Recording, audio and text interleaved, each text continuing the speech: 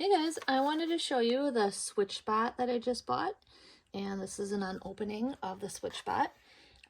People use this for different reasons.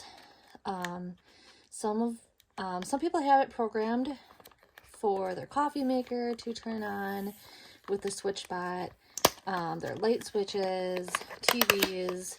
I am personally going to use mine for my Glowforge, because there's so many times where, I'm downstairs and I want to turn my Glowforge on, or I want to push the button and I have to go all the way upstairs to do it, which is fine, but these days we're all just kind of lazy. So the SwitchBot makes it easier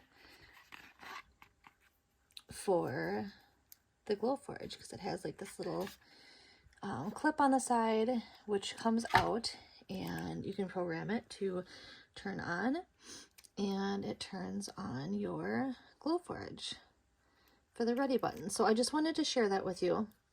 I'm super excited to try it, and I will definitely do a review when I test it out, and I can even do a tutorial of me installing